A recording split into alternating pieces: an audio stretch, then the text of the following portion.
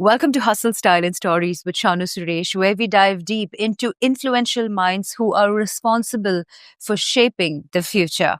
Our guest today is Greg Fallon. He's the CEO of Geminus.AI, a company responsible for solving the world's most complex problems faster using AI and machine learning. Greg has over 25 years of experience in the domain, and honestly, I'm quite excited to see what he has to share with us in terms of AI driven industry solutions and just AI in general. If you love AI, if you love anything to do with AI on an industrial level, and to generally know the trends and know what it takes to be a very strong leader, watch this episode.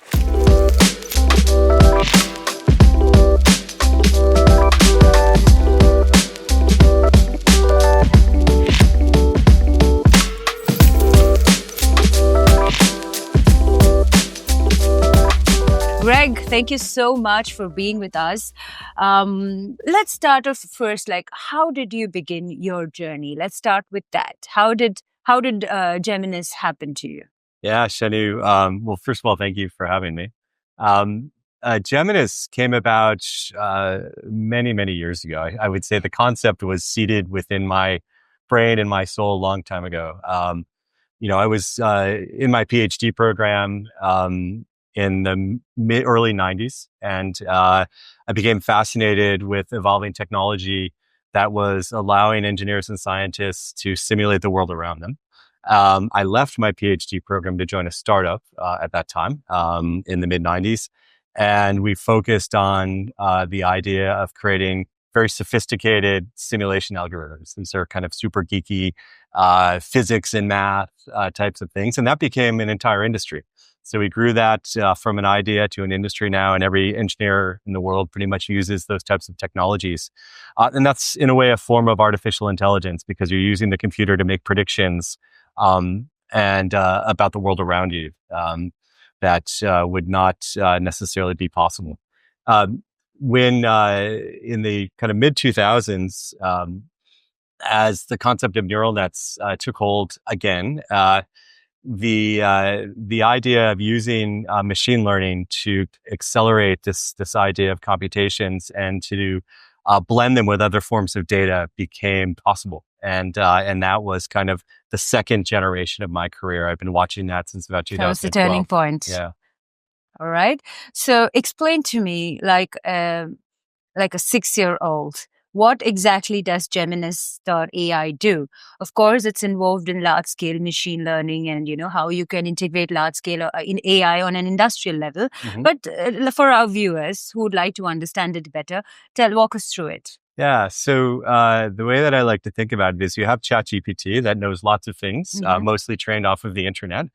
What Geminus does is it does something similar, but it's more teaching AI math and physics. And so if anybody who's played around with the large language models out there knows that they're not very good at math right now. So we teach it math and physics. And so we turn AI into a nerd, in effect. And it's important because the type of artificial intelligence that we use is deployed in industrial applications where precision is really important, right? So we're talking about things like oil refineries, power plants, where the predictions and the recommendations have to be spot on, because if they're not, people can get hurt. In the same context, can you give me some use case, like real life use case scenarios of AI that we probably overlook? So a project that we're just wrapping up in the US and deploying commercially has to do with climate change. Mm-hmm. We're working with a large energy company, oil and gas company in the US that runs natural gas pipelines. They have wells that get natural gas out of the ground and they transport it to facilities where they can process it and sell it. That particular process is often one where it emits methane, which is a greenhouse gas that's many more times potent than carbon dioxide. And so it's not desirable, but for many engineering reasons, they have to release it to the atmosphere to keep the pipeline working. So we developed an AI model with them that told them how to operate their pipeline without emitting methane. And so, so that's kind of an example. And so the AI model, if you will, understands the physics of the pipeline and can go through incredibly sophisticated scenarios that the human mind can't possibly comprehend and calculate. And it can give the operator recommendations on what to do to avoid methane flaring. That's excellent. So coming back to your career, you were with Autodesk for 5 years, and it was definitely a very comfortable job, and it was paying you well.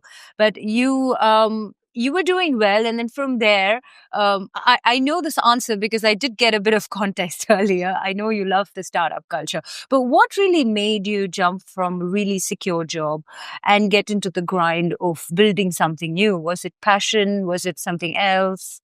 I'd say it's a combination of passion and the fact that I'm a builder by nature. So I get bored very easily, and I like to build things. And so moving back to the startup world where my career started was something that was very attractive to me. And what really made it happen was the fact that Geminus embodied technology that I had been thinking about really since my early 20s. Oh, so what's the most exciting part about AI that you feel, that you are excited about, even with Geminus or otherwise? Oh boy.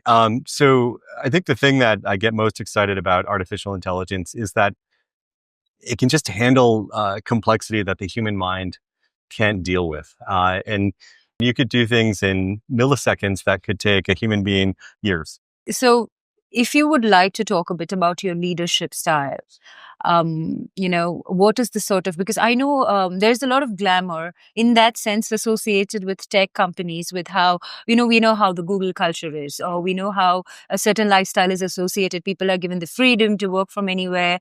And there's of course a lot of liberty at work to just be, so that you cool down and, focus. And it's very flexible compared to other industries, if I may say. Is that the kind of leadership style that you would like to approach in a broader sense, with the way Geminus is going, or is it different? I would say it's similar. I have a very kind of egalitarian leadership style. I'm really here to kind of be a team member and support my teammates who are my employees as well. We have a very high trust environment. We're a group of professionals working on a common goal. And we trust each other and rely on each other to be successful. So is there any sort of advice that you would like to give for tech startups, or especially in the AI sector? Boy, yeah, there's lots of advice. I think the most important thing right now in the AI sector is we're at a time in history where people talk about the technology. We talk about AI, right? That's going to go away. I mean, we're no longer going to talk about artificial intelligence at some point. You're just going to have applications that do things, that think for you. So, I think getting to that point as a startup or a company involved in AI is really important. So thinking about the end benefit to the user is the most important thing, and making sure that we as technologists are able to get out of our own heads and think about the end use case and making sure that we're driving value to our customers. I mean, that's the number one thing. So customer is king. We're going to follow that for now. All right. So coming to the second part of our show, which is about style. Since we are called Hustle, Style and Stories, and I come from a fashion background. And so I would love to know, so is there a fashionable side to you? Is there, or is it just a t-shirt and I'm not bothered about anything else sort of an approach? I have a wife and 3 daughters that will be watching this and laughing profusely. So I don't know that I have a stylistic approach. I have, I think, a style that I embody that's relatively casual. Aside from what I'm wearing today, I'm usually more comfortable in a t-shirt and jeans. I really kind of geared towards simplicity. And so I don't know if you're familiar with the cartoon, The Flintstones. Of course. So my family typically calls me Fred Flintstone because I have one outfit that I have 20 of. And I'm really happy with that. You're definitely anything but a caveman. So let's call you the techie Flintstone.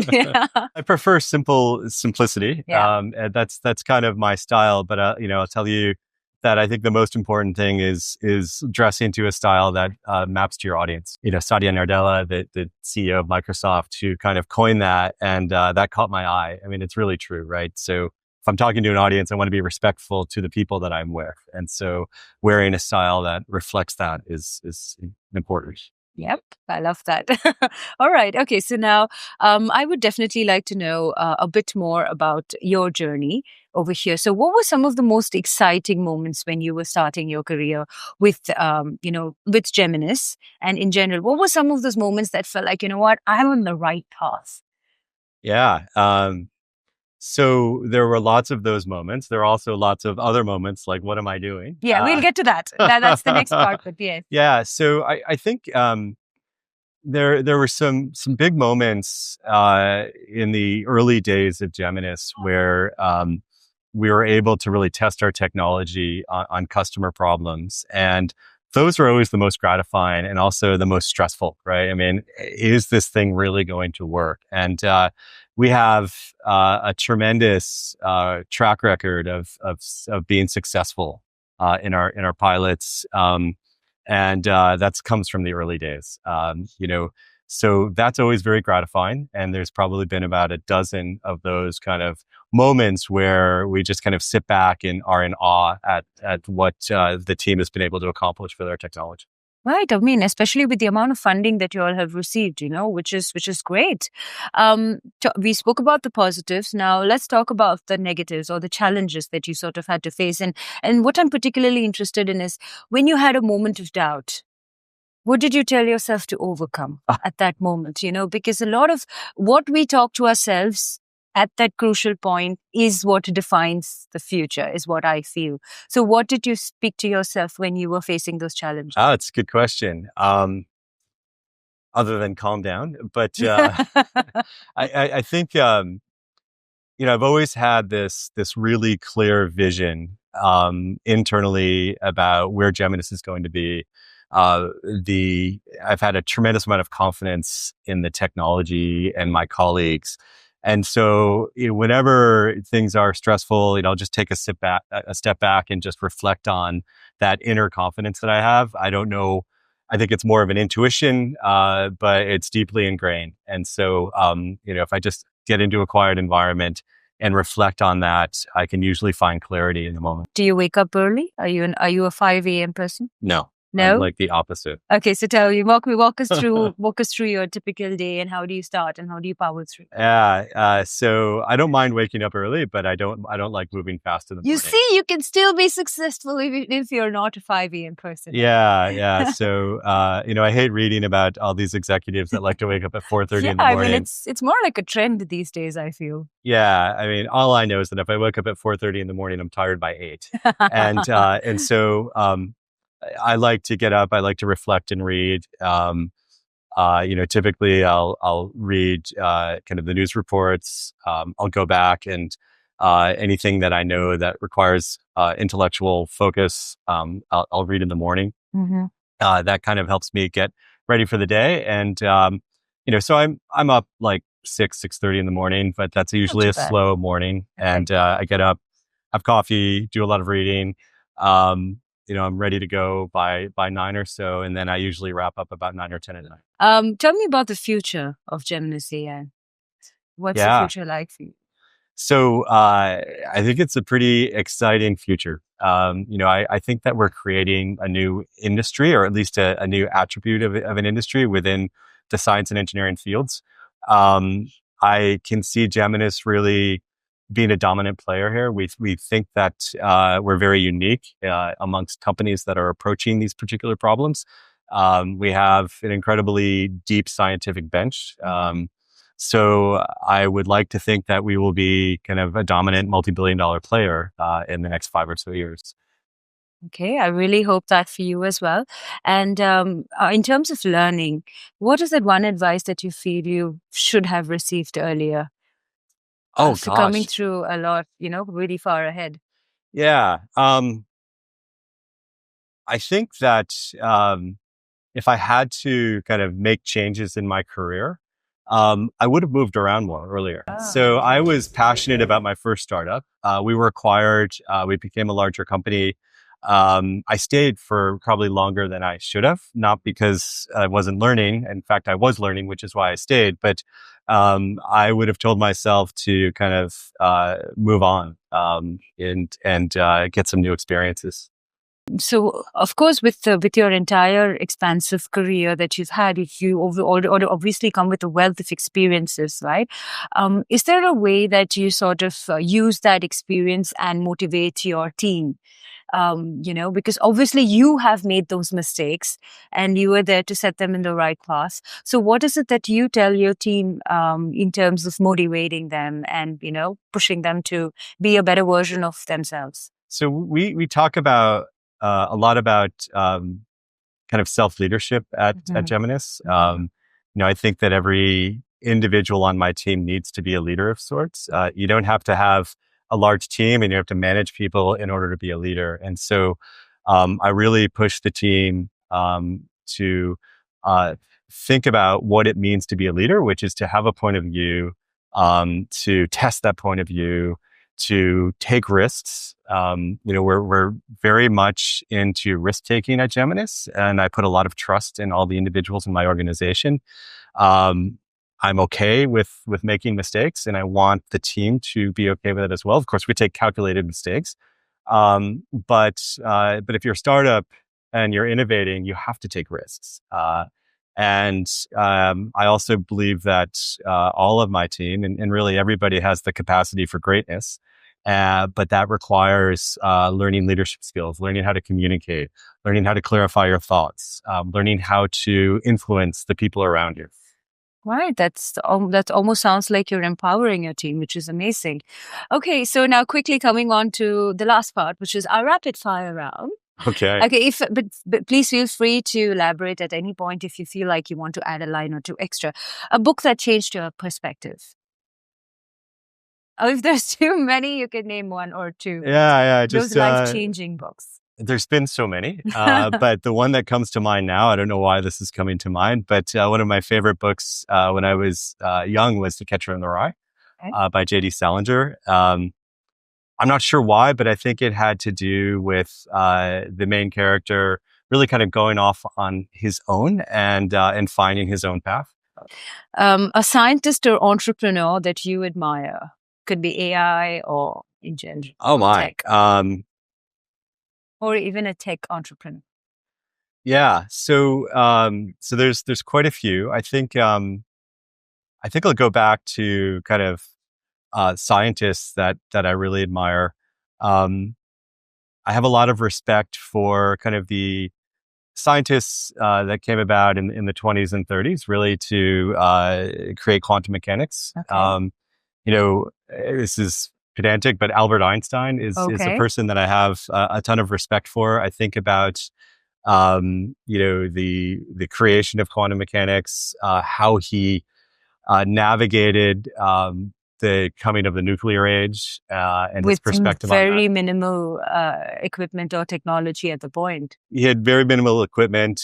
He was hyper aware of the potential impact on humanity and very concerned about that and expressed himself. So that's something that really sticks with me. The most unexpected challenge you faced as a CEO?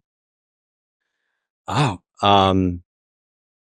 one of the biggest challenges for any startup CEO is fundraising. Oh. So, okay.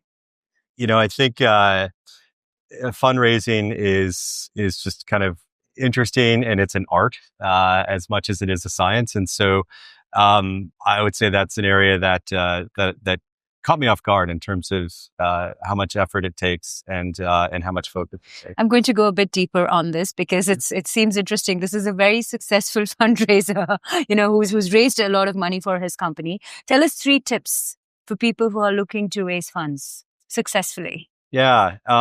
Well, I think the first tip is to be strategic about your fundraising. I think that the more time you spend thinking up front about who you'd like to raise money from, the type of people that would want to invest in your company and why, the easier it's going to be for you to raise funds. There's a tendency in kind of the venture communities to move really fast, to get out there and talk to people. And networking is good, but taking the time to take a step back and really think about the fundamentals and the people that are funding you is important, because eventually, no matter how many people you talk to, it's the folks that fit into a specific category that aligns with your vision makes sense. And so really be strategic about it. And then the second thing is really about storytelling, right? So once you know who your audience is, you really have to think about the story you're telling, and simplify it. I think that was something that we at Geminus took a while to get to. What is our story? I think it's still evolving. It's not always easy when you're a technology focused company. Right. So we were a technology focused company that found a market. And that's very, very difficult. But the storytelling is critical. One gadget or tech item you can't live without. Don't tell me your phone. So I like my Whoop. It's yes, this is such a this is buzzword right now. my health my health band. Everyone is on it. Yeah. So only recently has it become kind of immeasurable to me. But yeah, I love it. Do you think this is better than the what? Better than the Ring? I won't take the names of the brands, but yeah. I don't want to insult any brand, but it's got this inherent simplicity to it. And it was actually an intern at Geminus that turned me on to the Whoop. Oh. And I just thought I would try it. Okay. I don't like wearing jewelry, so it's kind of easier. But I'm addicted to it. So the first thing I do is wake up every morning and check my score and see what it your looks sleep like. score. Yeah, my sleep score. It tells me like how much I should be exerting myself on a given day. I love it. And the last question, coffee or tea? Coffee. Coffee. I'll take that back. Coffee in the morning. Okay. Tea in the afternoon. Oh my God, you're just like me. Well, this has been an absolute pleasure, Greg. Thank you so much. I truly enjoyed our conversation and I wish you all the very best. Keep watching Hustle Style and Stories with Shanu Suresh.